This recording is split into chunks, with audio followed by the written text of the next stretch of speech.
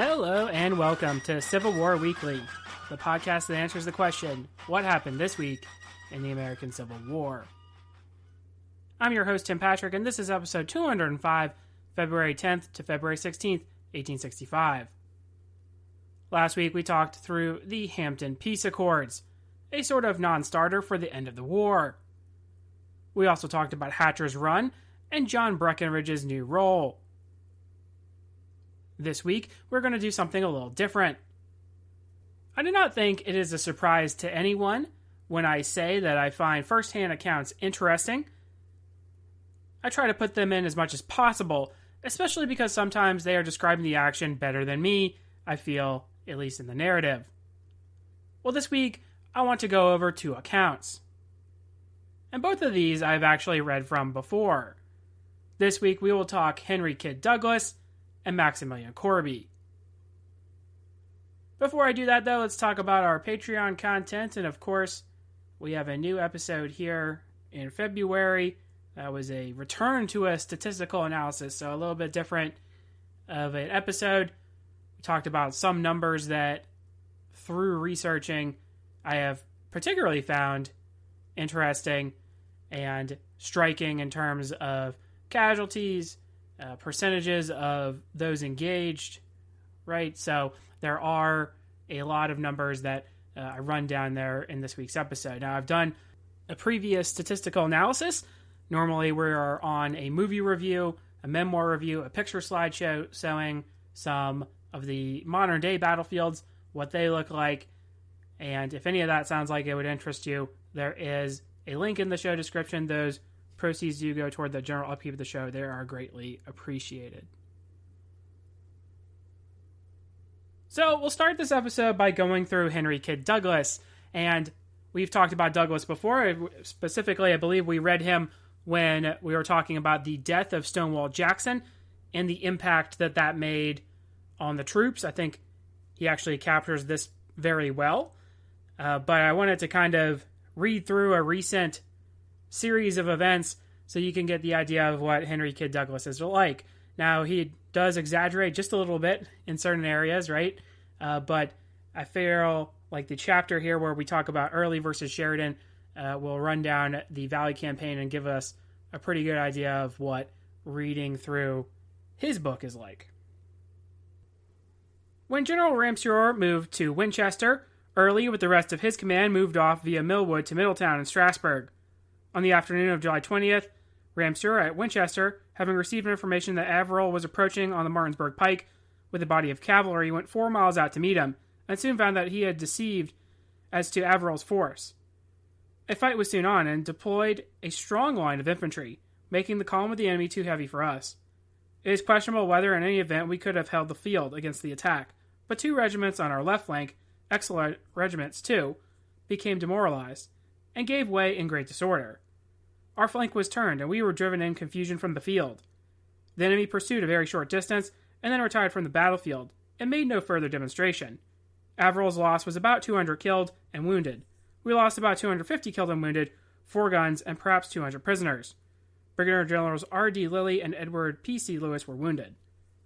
This is actually referring to the army as it gets back into Virginia from the Monocacy campaign and the threat of Washington. We had some of those early engagements, and one in particular where Stephen Dodson Ramseur launches a pretty ill-advised attack that just racks up some casualties here, and they have listed the numbers. Ramseur was severely censored for making that fight. He felt the criticisms deeply, and did not think had recovered from their sting when killed 2 months later at Cedar Creek. It was such a mistake, as an impetuous officer will make at times when too anxious for a fight. He was misled by information from a source usually reliable. If he had remained in position he occupied after the retreat, Averell would not have attacked. Sometime in the early part of the summer, I had been struck with the attractive appearance of a youth about 18 years of age who had brought a message to General Early's headquarters, a manly, open-eyed, frank, compact little fellow. Upon inquiry, I found his name was Randolph Ridgely. He was a private in the cavalry and son of Captain Randolph Ridgely, of fame in the Mexican War. I immediately had him detailed as a courier for headquarters, and finding him prompt and reliable, had no difficulty in getting General Early, who knew the gallant Ridgely in Mexico, to recommend him for a commission as lieutenant and aide-de-camp. He soon obtained it and remained with me in Ramseur's division when Early took command of Ewell's corps. He was gentle and quiet in camp, but in battle the hot blood of his father would show itself, and he was often not only dashing but reckless. In a fight with Averill, when I saw the enemy was moving a column of infantry to our left, I told Ridgely to ride over quickly and inform the officers of the movement. This was just to his liking, and he was off with a flash. He reached there just as our regiments were struck and stampeded, and, still trying to deliver his message, was shot and fell from his horse. He was left on the field. We abandoned Winchester that night, but before I went out, I called at the house of a friend and told the daughter of the house, Miss Matilda Russell, of the fate of Ridgely, and asked her to seek him, if living, in some hospital in the morning. I did not know the heroic mold in which the girl was fashioned. When our army was gone, she wrapped herself in a shawl, and alone took her way through the night to the battlefield in search of young Ridgely. It was a desperate thing to do. Through the wandering soldiers, through the night, adding its horrors to war, with cries and groans of the wounded all about, this noble woman stepped her way with a faith and courage that belittled all words of admiration. After a time, she found young Ridgely, fearfully wounded in the thigh and apparently dying. She took him in her arms, bathed his face and wound, and spoke bravely to him. A surgeon came, and no time for him until morning, promised to come then to see if he could be saved. And there upon that blood-stained field, through that long and fearful night, and all its horrible surroundings, with now and then a prowling soldier stopping to wonder at the strange spectacle, sat this young woman, holding upon her arms this half-unconscious youth, and soothing his agony as best she could. She was fighting for his life, and she won. Randolph Ridgely was saved. But she, her trial then came. Stricken down with fever, she sank almost into the valley of the shadow of death, crying out with the pain of her swollen and injured arm. But an arm stronger than hers encompassed her about, and she, too, was saved to her people. That night in the battlefield is the subject of that well-known painting of Oregon Wilson called Woman's Devotion, in the Corcoran Art Gallery at Washington.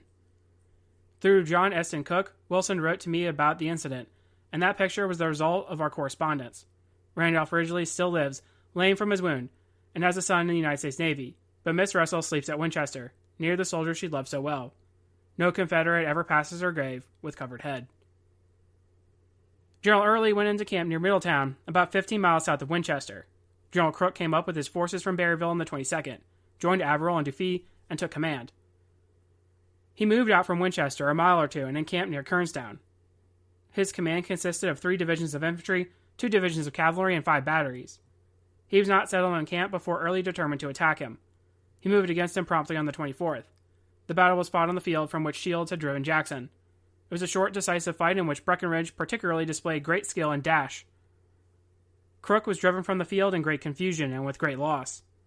But for the failure of our cavalry, the rout ought to have been ruinous to that army, especially as Crook's dismounted cavalry and some of his infantry behaved very badly. Early's loss was very small. Official reports make that of Crook 100 killed, 600 wounded, and 479 captured or missing. The pursuit of the enemy was continued as rapidly as possible, until they had taken refuge on the other side of the Potomac, or at Harper's Ferry, under the shadow of Maryland Heights. So there we go, we have another engagement here. This is Second Kernstown, and it's a big opportunity for Early to get a huge victory over Crook, kind of as Douglas mentions in this. And it is considered to be his last victory, really, because he is starting to get victimized by Sheridan hereafter. General Early moved to Martinsburg and tore up the Baltimore and Ohio Railroad again. The indignation and excitement in that part of the valley over the persecutions and burnings of Hunter were so intense that it aroused Early to vengeance. He sent McCausland with 2 brigades of cavalry and a battery to Chambersburg, Pennsylvania, to demand $100,000 in gold or its equivalent in currency as partial compensation to Hunter's victims, or in default to burn the town. The money was not paid, and the town was fired, and many houses destroyed. Whether this kind of warfare, the destruction of private property, is excusable, when not necessary for the protection of an army, may be debatable. The provocation in this case was so great that it had not been questioned, but neither in principle nor policy can I see any good reason for such retaliation. So you remember, of course, the Chambersburg raid, and that really, all that does is really get the Union forces in an uproar. They're going to want to avenge that. And it is interesting that Douglas in particular is talking about the justification for it, And also, I think it is kind of exaggerated. He kind of sits on the middle line of, there's just general frustration for the Confederacy. So it's not entirely Hunter's actions in the Valley. He's been around, right? He did burn Lexington, or at least the VMI, Virginia Military Institute. So he does burn that. But just to kind of throw out here that, it seemed like a good idea at the time, kind of, but maybe it wasn't a good idea, is kind of how this reads. And here we're going to jump ahead a little bit and talk about 3rd Winchester. On September 17th, leaving General Ramseur with his little division to protect Winchester and the line of communications, General Early moved off to Bunker Hill with Gordon and Rhodes, Braxton's artillery and Lomax's cavalry. Such rashness seemed to invite disaster. It was simply bravado, and I'd never seen any satisfactory defense of it. I remember well the anxiety felt at our headquarters when we knew of this movement, and it would have been greater had we known that General Grant was then at Harper's Ferry in consultation with General Sheridan and giving him his orders. The air seemed to have sulphurous smell. My own anxiety expressed briefly in these extracts from my own diary. September 17th, General Early in these bold movements seems to rely too much upon the caution and timidity of Sheridan. September 18th, a quiet, beautiful day. The Yankees, to our satisfaction, did not molest us. I shall be glad if tomorrow passes away quietly. But it didn't. General Sheridan knew at noon of the 18th that General Early was at Martinsburg with 2 divisions, and he at once ordered a movement against Winchester by way of Berryville with heavy force. So that's kind of sums up the Valley campaign pretty well in the September 17th diary entry that Douglas has here. It's that General Early does not think too much of Sheridan. He's constantly kind of downplaying the abilities of Sheridan, downplaying the abilities of the Union Army in general, and that's kind of a huge problem for the Valley campaign. On the 19th, at the earliest dawn, a courier announced that the enemy was advancing. Ramseur had his division under arms at once and moved to meet them. It was soon developed that the advance was in great force of infantry, cavalry, and artillery. Checked for a short time at the Appoquin, they were soon across it, and the duty devolved upon Ramseur with his little division of 2,100 muskets to resist and stay Sheridan's columns. Rhodes and Gordon were not nearer than Stevenson's depot. With determination and tenacity, Ramseur, assisted by his artillery and what cavalry he had at hand, stopped the way. Never did that division or any other do better work. General Early was soon on hand, and it was not until after 10 o'clock that Gordon, then Rhodes, came to the relief, leaving Warden and Fitzlee's cavalry to oppose the enemy on the Bunker Hill Road. The battle soon became general and severe. It was a hopeless fight, but a hot one. The heavy columns of the enemy extended more to our left, and the fighting was severe all along the line. Time and again, on both the Berryville and Bunker Hill roads, the enemy were repulsed with great loss, but they rallied and filled up the gaps with fresh troops and came on again. The Federal cavalry made daring charges and at times rode down upon our infantry lines to be driven back. At last, with the approach of night, came the inevitable, and our left flank on the Bunker Hill Road was turned and routed. Early's army was driven from the field and retired through Winchester. Ramseur's division, the first on the field, was the last to leave it. It held its own during the long day, and when the enemy was defeated, it was thrown across our rear, and that night covered our retreat. The censure Ramseur had received for the Battle of July 20th, and the reflections which had been cast upon his division were splendidly retrieved in this battle. The Confederate troops, in the disasters which soon followed, failed again to gain credit to their heroic fight on the 19th of September deserved. But Ramseur was unquestionably the hero of the day. While it cannot be claimed that General Sheridan displayed either dash or dexterity in that battle, his losses show that he fought his men with a determination to win at any cost. He gives his loss at 697 killed, 3,983 wounded, 338 captured or missing. He reports a very heavy loss of officers. Early's loss was 259 killed, 1,794 wounded, and about 2,000 prisoners, and 3 pieces of artillery.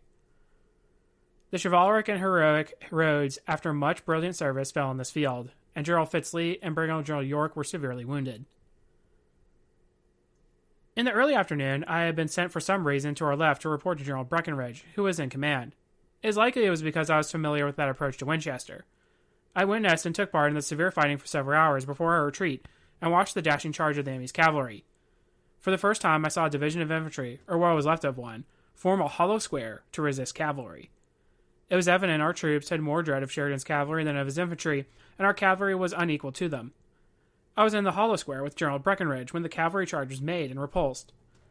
When the square deployed double time into line to fire after the retreating horsemen, I joined a body of our troopers and went with them. My horse, violently excited, ran off with me in front, and it required my utmost effort to keep him from taking me bodily over the enemy. When I returned and General Breckinridge half complained and half chided me for my rashness, I felt compelled to say to him, "General, it was Dick Turpin, not I, who deserves the reprimand."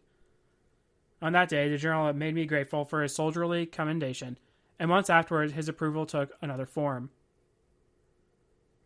So here we have some more personal talks of what Henry Kidd Douglas did during the action. And, this is again where he gets into your more romantic verse, and he's a little bit exaggerating in some sense at times. So we will go ahead and skip forward. In the rear on the retreat, I was directed to give special attention to the rear guard skirmish line and remain with it in a darkness, distressing march. Sandy Pendleton, General Early's chief of staff, came back to inquire into the situation and remained with me a short time. He is riding a white horse, and I warned him against riding such a beast on such a night. He made some light remark about the deadly white horse, and rode along the skirmish line, in which was falling back very slowly. Martyrs were against unnecessary firing, but the enemy were practicing in the dark and at random. We had stopped for a minute when Pendleton gave a groan and tottered forward on his horse. I dismounted, called a man or two. He fell gently into my arms and was taken from his horse. He tried to walk, but could not get far, and just then the man on the opposite side from me, in assisting him, was shot, and he sank to the ground. Several strong men helped me carry him to the rear, as the enemy's fire became more galling. I had sent for an ambulance, and when it arrived, he was placed in it. He was shot in the groin and through the body. He told me he was mortally wounded. He gave me his watch, pocketbook, prayer book, Bible, and haversack, and some letters from his wife, to be sent to her, and asked me to write and tell her of his death. He was taken to Dr. Murphy's at Woodstock, that home of all Confederates in need, and died the next day in the hands of the enemy. The Battle of Fisher's Hill, afterwards followed by Cedar Creek, made the Valley of Virginia for us what it had been during Jackson's day for the enemy, a valley of humiliation. Early's loss in that battle, 250 killed and wounded, did not indicate much obstinacy of resistance, but we lost about 1,000 prisoners and about 15 pieces of artillery. Sheridan attacking lost about 500 killed and wounded, and a handful of prisoners. As these are personal memoirs, I may speak personally of the death of Lieutenant Colonel A.S. Pendleton, as he was the dearest friend I had in the Army. He was among the staff of the 2nd Corps, what Jackson was among its leaders, and the ablest of them all. I believe to have been, in spite of his youth, the most brilliant staff officer in the Army of Northern Virginia, and the most popular with the officers and men. Brave, courteous, resolute, quick, and of high intelligence, he was a model adjutant general. Jackson loved him as a son, and called him Sandy. At Cold Harbor, the general said to General Stuart, "Sandy will not be killed in this war." But Jackson, then Stuart, passed away in battle, and Pendleton followed. After Jackson's death, he was invaluable to Ewell. To Early, his loss was irreparable. So actually, I'll go ahead and stop there. We had the Battle of 3rd Winchester. We had some of the action in the valley prior to that. And then we also had here Fisher's Hill. There was a brief paragraph on Fisher's Hill. It didn't really go into too much detail other than that Early's force was routed. And in some ways, it's kind of funny. That's sort of what we can say of that battle, in that it was very quick. And Early's command is routed fairly quickly. And there's not really a whole lot else to it. And then we get, eventually, in this account, we get to Cedar Creek and Ramseur's death, which also hits Kidd Douglas very hard. But you get the idea of what this writing is like. There is a little bit of detail on the actual action, and then Douglas is going to give you his spin, like what he did. And he goes, it's really well written. You should say that for his account, in that he is entertaining, if nothing else, about some of these things. In this chapter, actually, when we were talking about Hunter's time in the valley and how then we had to have Chambersburg as a result of that, he actually goes into great detail about a story that somebody told. So it at least must have been memorable enough to write down after the war, and certainly it is a good story. So you have that kind of mixed into this memoir, which makes actually Henry Kidd Douglas's account is one of my favorites, in that he does make it entertaining, not always truthful. You can't read it as such as your Bible, your facts, right? But it is very entertaining.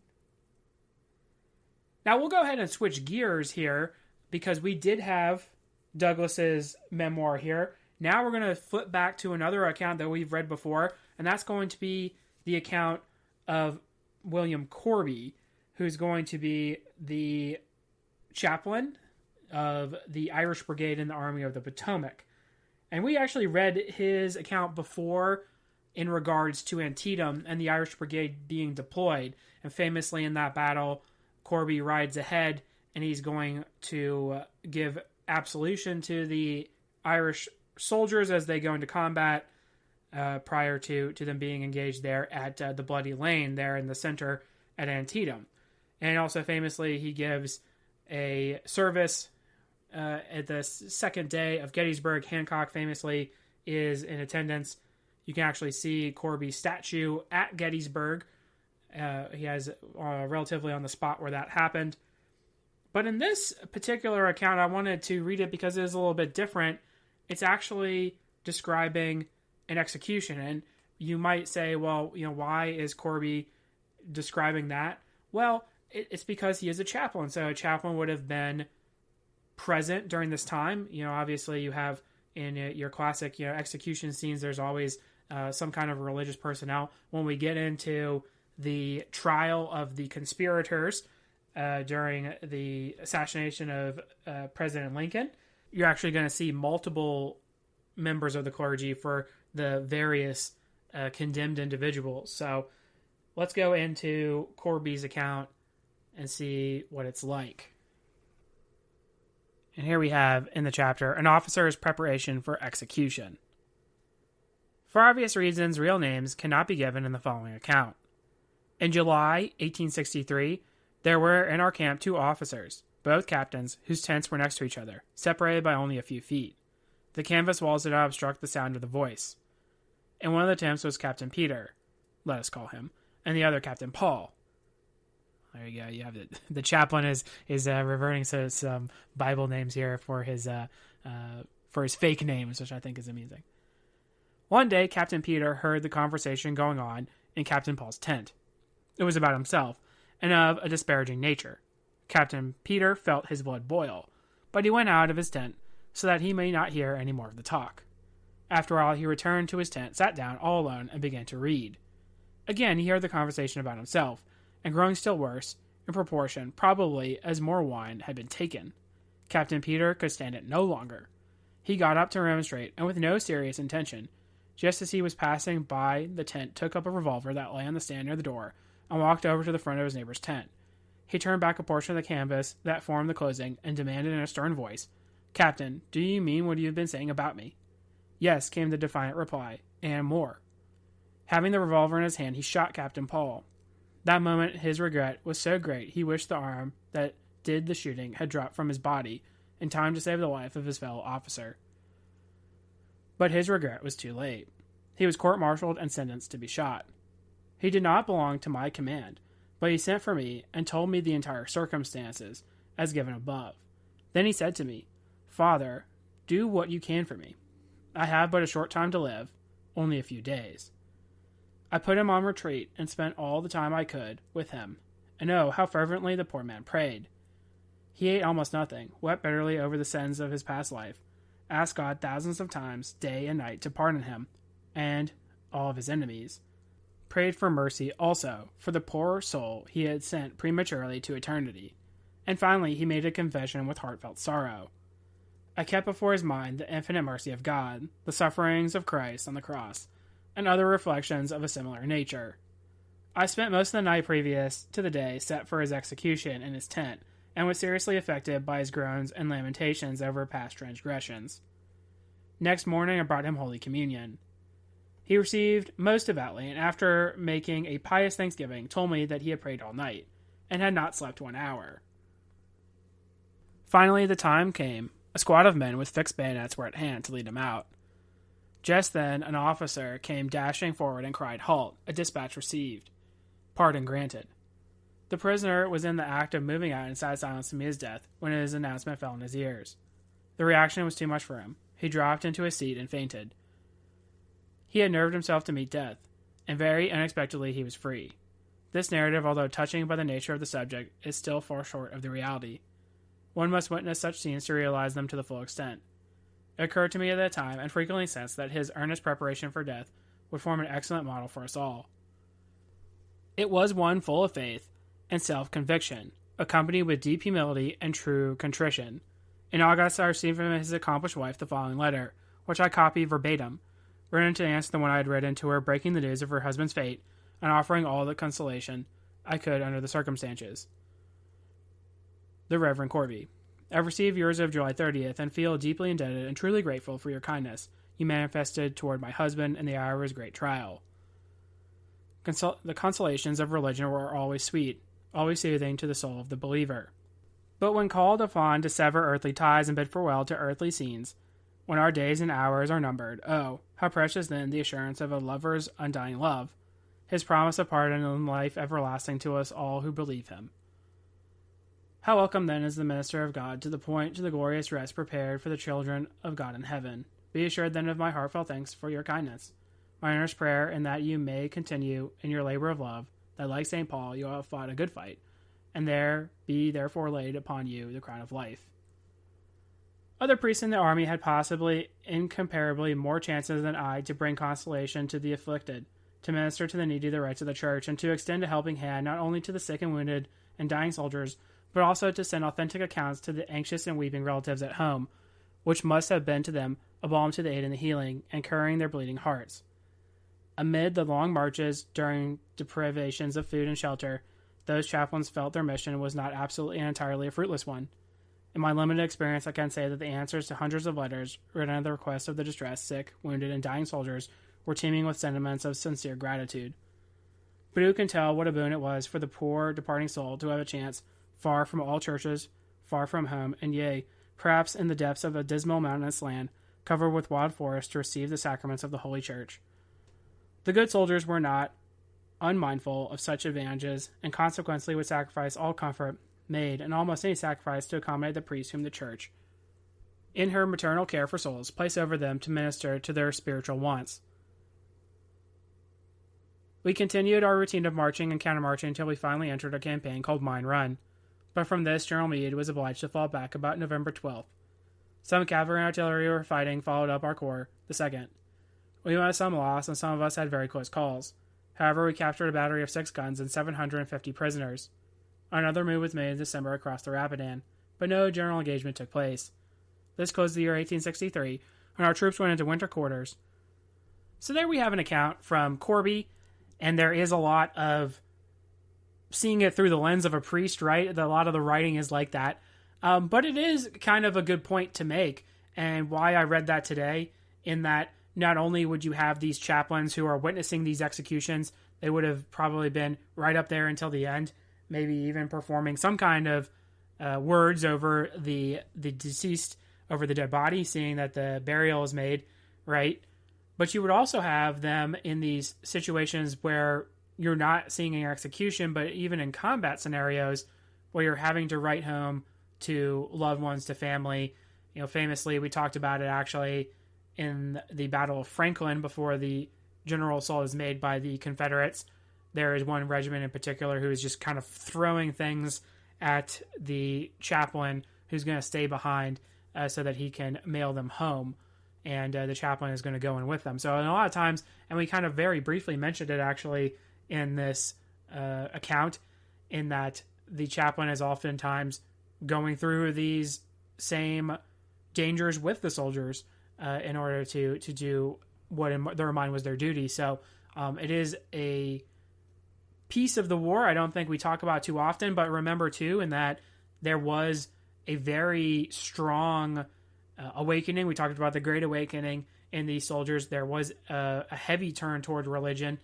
So obviously this would have been a huge part of your soldier's life, of your civilian life prior to the war. And that's why a lot of them are going to have a hard time dealing with life during and post-war because of their faith and because of the randomness in the action of individuals being sick and dying, or even in combat situations when it's going to seem very random that they're being killed. So there's a lot of accounts that are like that of soldiers who are not going to be able to handle that quite well.